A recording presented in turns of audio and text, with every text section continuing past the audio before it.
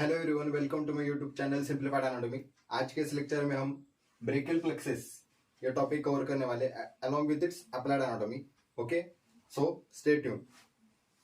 तो brachial plexus, so हम understand क्या करते हैं ब्रेकियल प्लेक्सिस से कि भाई कुछ तो ब्रेकियल रीजन में होगा, मतलब एक्सिला के रीजन में होता है बेसिकली।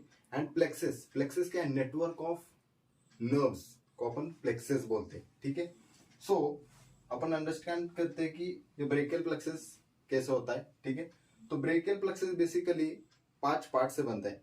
ठीक है, that is root, trunk, division, cord and branches.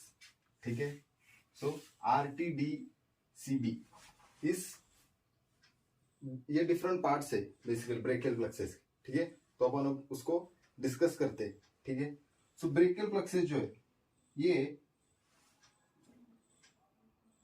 Spinal nerve से बनता है। ठीक है, it is made of spinal nerve from the root value C5, C6, C7, C8 and T1।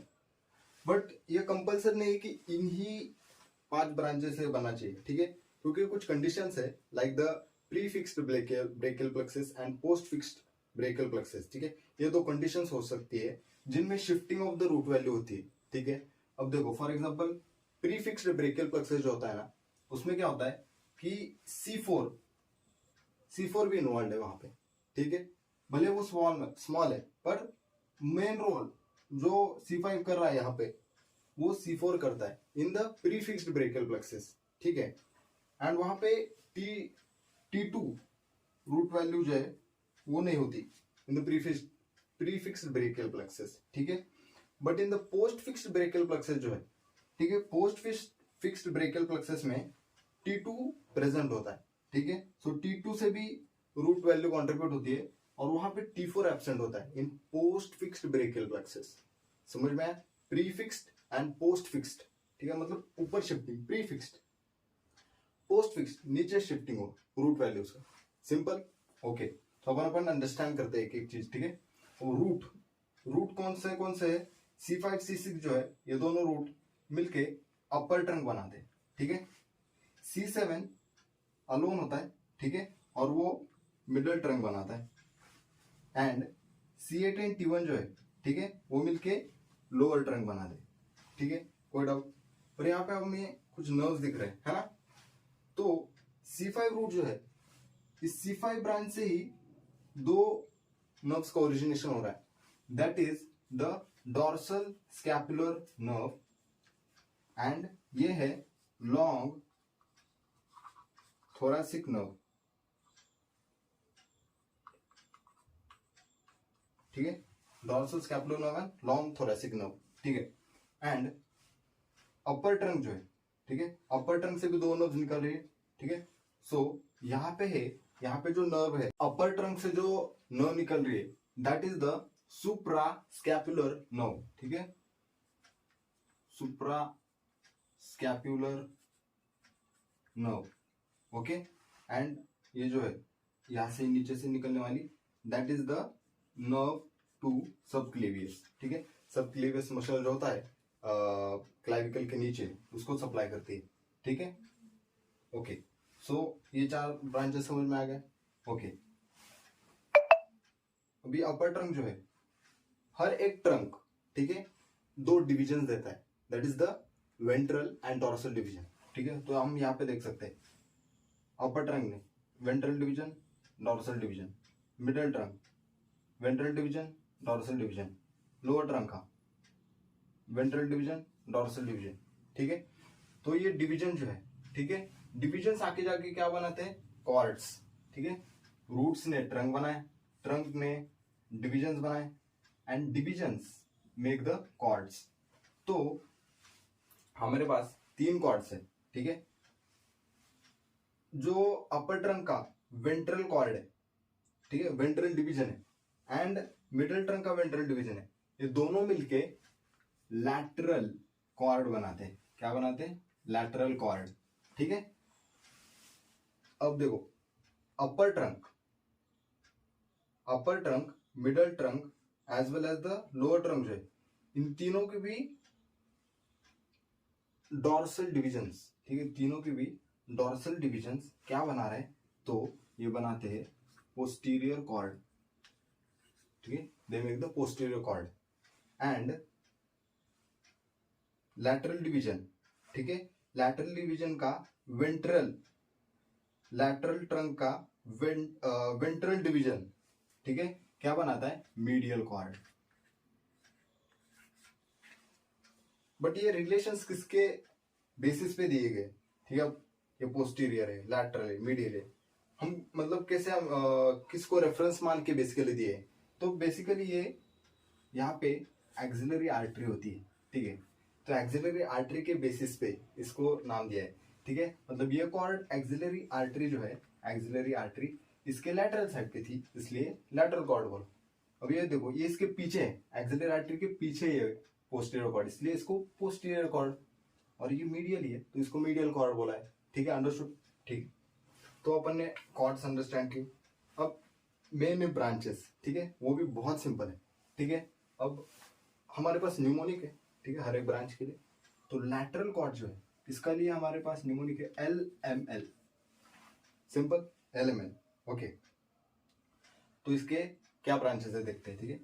सो एक ब्रांच है इसका मस्कुलोक्यूटेनियस नर्व, एक है, सॉरी मैं एल से स्टार्ट कर दो, लैटरल पेक्टोरल नर्व, फिर यम जो है वो है लैटरल पेक्टोरल नर्व, देन यम क्या है, musculocutaneous nerve, musculocutaneous nerve and और एक है the lateral root of median nerve, क्या मैंने बोला, lateral root of median nerve, तो ये जाता है लैटरल रूट यहाँ पे, ठीक है। तो क्योंकि अपन को मीडियन नर्व बनने वाली है और उसका जो मीडियल रूट है वो मीडियल कॉर्ड से आएगा, ठीक है, वो कंप्लीट करेंगे अपन।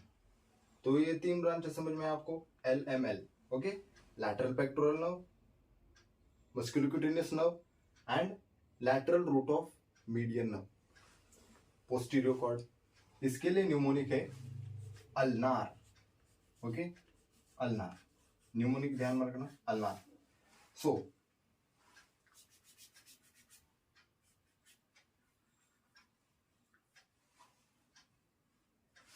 यू से क्या है, अपर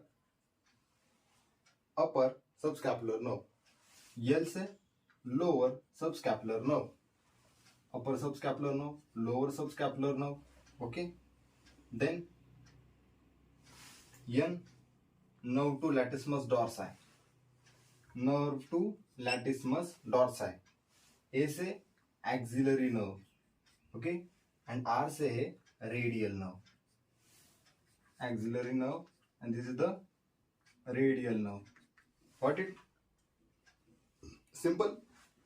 medial cord, medial cord का हमारे पास न्यूमोनिक है M4U, मतलब क्या, 4 बार M और 1 बार U, ओके। सो यम का क्या है, the medial cutaneous nerve of forearm, then other यम is the medial cutaneous nerve of arm, 2 यम हो गए। तीसरा यम क्या डिनोट करता है, तीसरा यम यहां पे डिनोट कर रहा है द मीडियल कॉर्ड, ठीक है, medial root of the median nerve, जो दोनों मिलकर यहां पे क्या बना रहे, median nerve, median nerve, okay. और एक जो यम है दैट इज द यू, क्या है, ulnar nerve, okay, U is the ulnar nerve, ulnar nerve.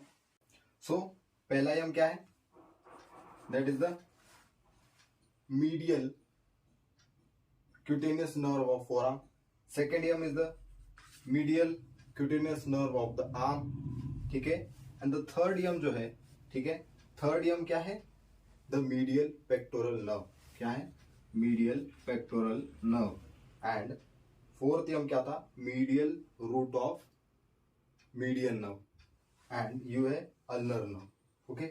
so this is about the brachial plexus, understood। चलो दोस्तों, तो अपन अब क्या डिस्कस करते हैं, now we will discuss the applied anatomy brachial plexus का, वेरी वेरी इंपॉर्टेंट।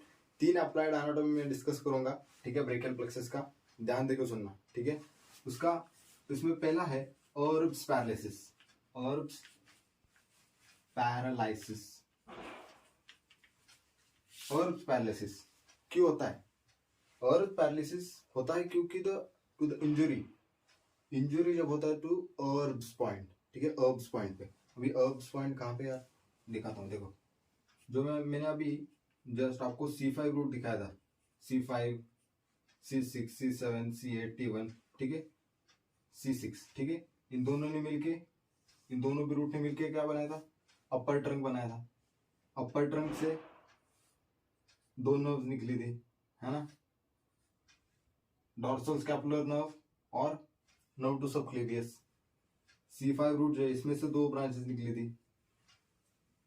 है ना, subscapular nerve and long thoracic nerve, है ना, लॉन्ग थोरैसिक नर्व। ओके, तो और पॉइंट है ऑन द अपर ट्रंक, ठीक है, अपर ट्रंक पे एक पॉइंट है, उसे अपन और पॉइंट कहते हैं, जहां पे 6 नर्व्स मीट होती है।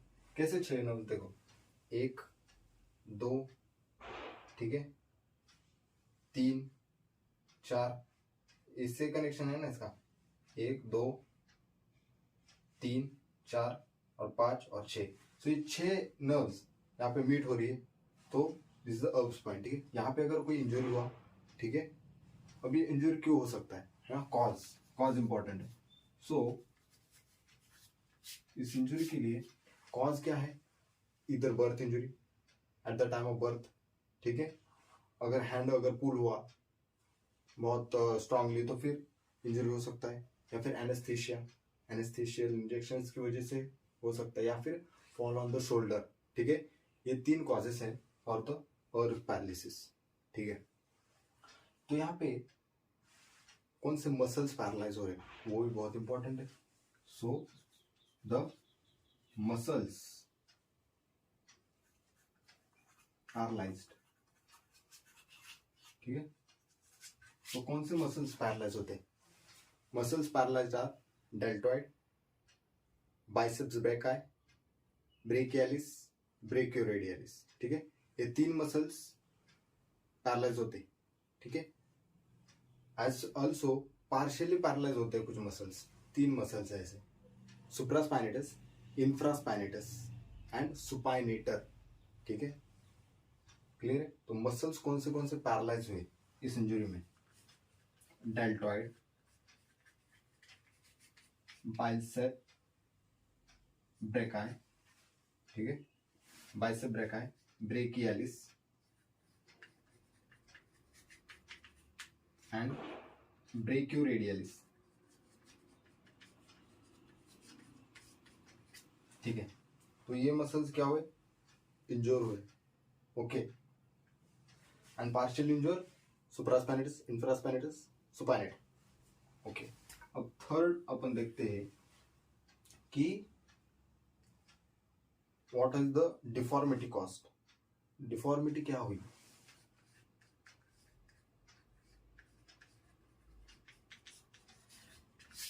बहुत ही सिंपल है, देखो डिफॉर्मिटी क्या है? डेल्टॉइड का फंक्शन क्या है? फर्स्ट 90 डिग्री ऑफ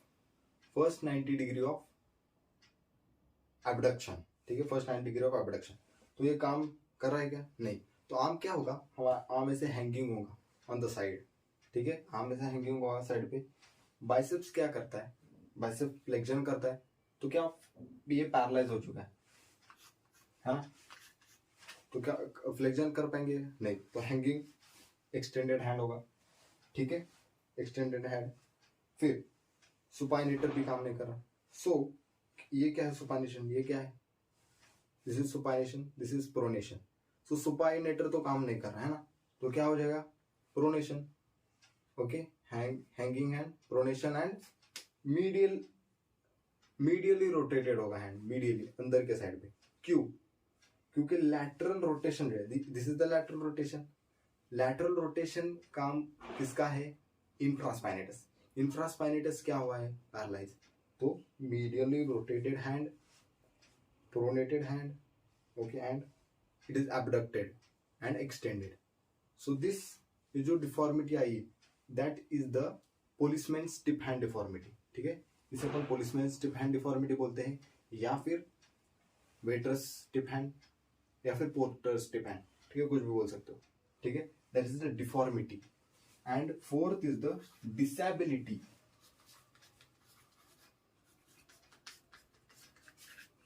क्या डिसेबिलिटी हुआ? डिसेबिलिटी हुआ मतलब अपन क्या कर नहीं पा रहे, ऐसा ना. So disability, we are not able to do the flexion of the hand because biceps is injured. Bicep injure होने की वजह से फ्लेक्शन नहीं कर पाया. Abduction, we are not able to do the initial phase of abduction, जैसा deltoid injured है. Supination action gone because supinator is injured. So these are the disabilities. ठीक है, और उस पैरालिसिस में अपन ने कॉज देखा, इसके मसल्स कौन से पैरालाइज हुए वो देखे. ठीक है, उसके बाद डिफॉर्मिटी क्या आई एंड डिसेबिलिटी क्या हुआ है. ठीक है, एंड और उस पॉइंट पे इंजरी हुआ इसलिए ये पैरालिसिस हुआ. एकदम क्रिस्टल क्लियर. ठीक है, ओके.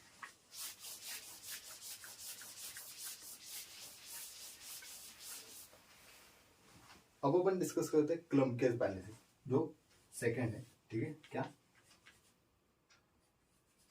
क्लम्पकेज पैरालिसिस. क्लम्पकेज पैरालिसिस, यहां पे इंजुरी किसको हो रहा है? यहां पे इंजुरी हो रहा है C8T1. C8T1 यहाँ पे इन्वॉल्व है. मेनली कौन है इन्वॉल्व? यहाँ पे T1 है, और उस पैरालिसिस में C5 मेनली इन्वॉल्व था. ठीक है, एंड यहाँ पे T1. ओके, सो लोअर ट्रंक जो है यहाँ पे उसको इंजरी हो रहा है इसके. ठीक है, लोअर ट्रंक होता है ये, इसको इंजरी की वजह से क्लम्पकेज पैरालिसिस होता है. सो क्लम्पकेज पैरालिसिस में मसल्स कौन से इन्वॉल्व है? ठीक है, मसल्स कौन से पैरालाइज हो रहे हैं? Basically muscles paralysed. Muscles paralysed है. The long flexors of the hand and the fingers, ulnar flexor जो है of the hand and the fingers वो पैरालाइज हो रहे, as well as intrinsic muscles of the hand paralyse हो रहे. Okay, क्योंकि अपन को पता है कि लोअर ट्रंक आगे जाके, ठीक है, connection is come with median nerve and ulnar nerve. ठीक है, तो मीडियन एंड अल्नर नर्व जो है यहाँ पे इंजर्ड है. ठीक है, तो मेन नर्व्स जो यहाँ पे है involve, that is the median nerve and ulnar nerve. ये दोनों नर्व यहाँ पे इंजरी के इन्वॉल्वमेंट में है. ठीक है, तो इसलिए intrinsic muscles of the hand and the ulnar flexor end of the hand and the fingers injured. ठीक है, okay. So what is the deformity? Okay, deformity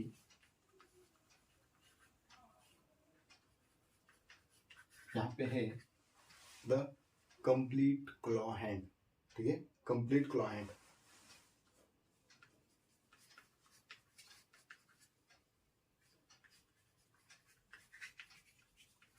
ठीक है, कंप्लीट क्लॉ हैंड में क्या हो रहा है? ठीक है, अभी ये कंप्लीट क्लॉ हैंड है, देख सकते हो. तो यहाँ पे क्या है? ये क्या है? मेटाकार्पल. ये क्या है? कार्पल्स. मेटाकार्पो फैलेंजियल जॉइंट के यहाँ पे हाइपर एक्सटेंशन है. क्या है? Hyper extension at metacarpophalangeal joint and flexion at interphalangeal joint होता है इन दिस क्लॉ हैंड. ठीक है, this is the deformity. And और क्या? तो अपन अब क्या डिस्कस करते हैं? डिसेबिलिटीज क्या है? डिसेबिलिटीज. ओके, डिसेबिलिटीज में कंप्लीट क्लॉ हैंड भी एक डिसेबिलिटी है. ठीक है, दूसरी डिसेबिलिटीज क्या है कि अल्ना, ठीक है, अल्नर नर्व जो है इस अल्नर बॉर्डर से जाती है. ठीक है, तो इस साइड का जो भी बॉर्डर का स्किन जो है वहां पे सेंसरी लॉस होता है. ठीक है, यहाँ पे क्या है हो रहा है? सेंसरी लॉस है. ये हो गया दूसरा, first is the complete command. दूसरा क्या हुआ, sensory loss on the ulnar border of the forearm. तीसरा हॉर्नर सिंड्रोम, ठीक है।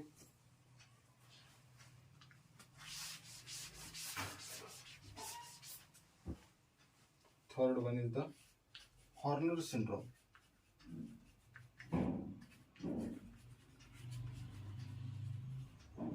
तो हॉर्नर सिंड्रोम में क्या हो रहा है, हॉर्नर सिंड्रोम में, ठीक है, बेसिकली T1 नर्व का इंजरी होता है, ठीक है। तो T1 का सिंपैथेटिक नर्व है, उस पर इंजरी हो रहा है, ठीक है। तो वहां पे अपन को वेरियस सिम्टम्स दिखते हैं, ठीक है, like ptosis, miosis, okay, ptosis, miosis, anhidrosis, hydrosis, एनाप्थेलमोसिस,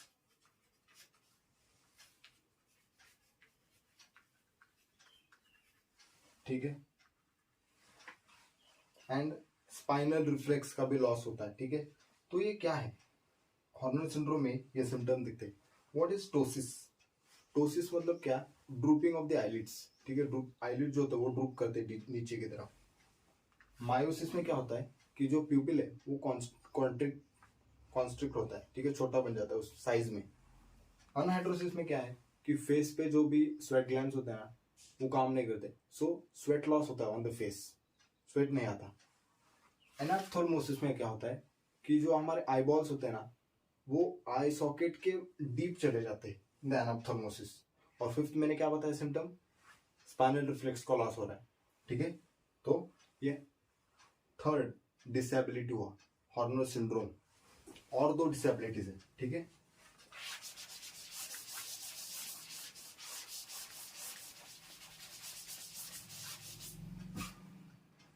fourth क्या है, वैसोमोटर चेंजेस आते हैं, ठीक है। कभी नर्व जो भी इंजर होती है ना, वैसोमोटर चेंजेस, एट्रोफिक चेंजेस होते हैं, तो अपन डिस्कस करते हैं वैसोमोटर चेंजेस,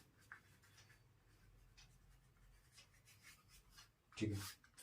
तो वैसोमोटर चेंजेस में क्या होता है कि जो एरिया है जहां पे सेंसरी लॉस हुआ है, ठीक है, जैसे मैंने बताया कि अल्नर बॉर्डर पे सेंसरी लॉस हुआ, ठीक है। तो सेंसरी लॉस जिस एरिया में हुआ है ना वो एरिया वार्म पड़ जाता है, ठीक है, गर्म हो जाता है वो एरिया। क्यों गर्म होता है, क्योंकि वहां के नीचे के जो आर्टरीज होते हैं ना वो डायलेट करते हैं, आर्टेरियल डायलेशन होता है उस सेंसरी लॉस एरिया में, ठीक है।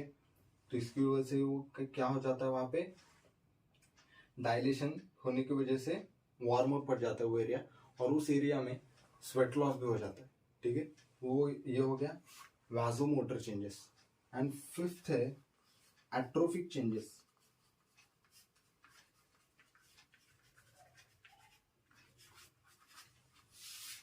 एट्रोफिक चेंजेस मतलब क्या कि अब अगर ज्यादा देर तक कोई भी हमारा बॉडी पार्ट पैरालाइज रहा तो वहां की स्किन क्या हो जाएगी, ड्राई हो जाएगी, स्केली हो जाएगी, है ना। वहां पे कुछ भी मतलब पूरा ड्राई हो जाएगा वो स्किन, ठीक है। और लॉन्ग टाइम के लिए ड्राई होने की वजह से वहां पे पूरा ड्राई हो जाएगा स्किन, एज वेल एज जो नेल्स होंगे वो भी क्रैक कर जाएंगे, ठीक है, ड्राई होने की वजह से, क्योंकि वहां का जो पल्प है वहां पे नेल्स का क्रैकिंग हो जाएगा, ठीक है। इसकी वजह से एट्रोफिक चेंजेस में क्या है कि लॉन्ग स्टैंडिंग पैरालिसिस की वजह से जो भी सिम्टम्स आकर होते हैं वो एट्रोपिक चेंजेस में। वैसोमोटर चेंजेस में क्या है कि भाई ज्यादा देर तक वो एरिया के जो था वो एरिया वार्मर हो जाता है, क्योंकि because of the arterial dilation. तो ये हो गया क्लम्केज paralysis. nerve root involves C8 and T1, mainly T1. Clumcase paralysis. Deformity, complete claw hand. Okay, clear, एकदम crystal clear. Okay. So हम अब लास्ट डिफॉर्मिटी डिस्कस करते हैं, that is the winging of scapula, ठीक है। विंगिंग ऑफ स्कैपुला,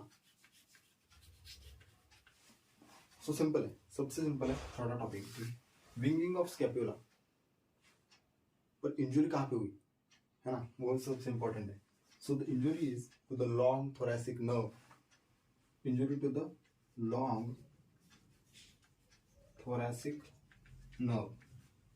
इसी nerve को और एक नाम है nerve to serratus anterior, nerve to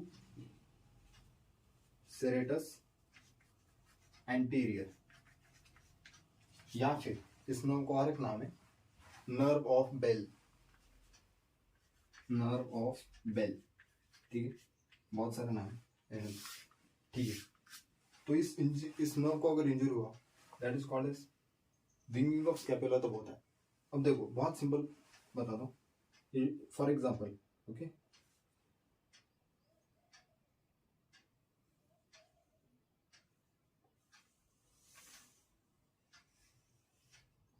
okay, ये हमारा स्कैपुला है. ओके, फॉर एग्जाम्पल, तो हमें पता है कि इस स्कैपुला का जो एंटीरियर साइड होता है, ठीक है, ये मैंने पोस्टीरियर साइड का आपको डायग्राम दिखाया है, पर जो एंटीरियर साइड होता है उसके मीडियल बॉर्डर पे सेरेटस एंटीरियर का इंसर्शन है. ठीक है, सेरेटस एंटीरियर का इंसर्शन इसके आगे वाले साइड पे. तो जब ये इंटैक्ट है सेरेटस एंटीरियर, मैं नॉर्मल कंडीशन बता रहा हूँ, जब ये नर्व इंजोर नहीं होती है तब क्या होता है कि इंटैक्ट है.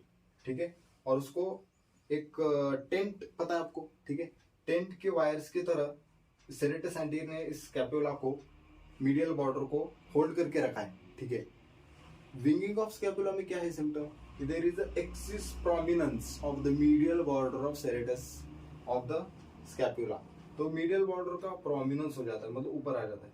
क्यों ऊपर आया, क्योंकि उसको जो होल्ड करने वाला सेरेटस एंटीरियर है वही अगर पैरालाइज हो गया तो कुछ इसको होल्ड करने वाला कुछ मैकेनिज्म बचा नहीं बचा, तो फिर ये क्या हो जाएगा, इसका प्रोमिनेंस हो जाएगा आउटर साइड पे. ठीक है, वही है winging of scapula, the excess prominence of the medial border of the scapula. Okay, अब यहाँ पे डिफॉर्मिटी तो पता चल गया आपको. डिसेबिलिटी क्या है, व्हाट इज द डिसेबिलिटी.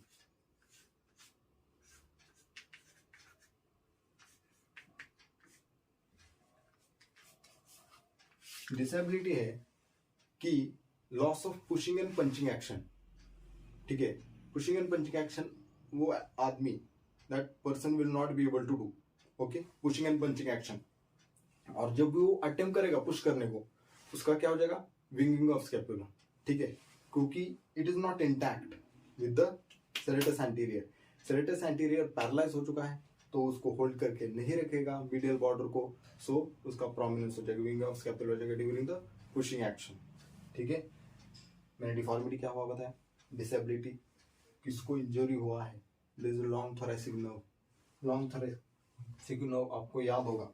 ठीक है, मैंने दिखाया था C5 एंड C6 मिलते हैं, C6 C7 था यहाँ. ठीक है, तो यहाँ से C5 रूट से निकला था ऐसा ना, और इसके साथ कम्युनिकेशन क्या आता है इसमें.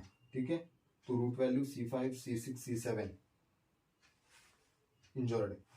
और एक डिसेबिलिटी क्या कि जब ये देखो 90 डिग्री का जो इनिशियल एबडक्शन है वो डेल्टॉइड करता है. ओके, एंड ओवरहेड एबडक्शन जो है ना वो सेरेटस एंटीरियर एंड ट्रेपेजियम करता है, ट्रेपेजियम मसल, ट्रेपेजियस मसल. ठीक है, तो ट्रेपेजियस तो यहाँ पे इंजर्ड नहीं हो तो पार्शियल होगा. ठीक है, एबडक्शन कर पाओगे पर पार्शियल पेन होगा ना, you will not be able to fully abduct your arm. Okay, that is the disability. ठीक है, दो डिसेबिलिटीज होती है. कॉज क्या है, ड्यू टू सडन, कॉज क्या है, due to sudden pressure on the shoulder, या फिर आपने अगर बहुत ज्यादा कोई भारी वाला वेट आपके पीठ पे ले लिया तब. ये दो कॉजेस है disabilities. Clear, thank you very much यहाँ तक सुनने के लिए. ठीक है, अगर आपको वीडियो लाइक आया हो तो लाइक करिए, शेयर करिए एंड कमेंट भी करना आपको वीडियो कैसा लगा, and please subscribe. Thank you.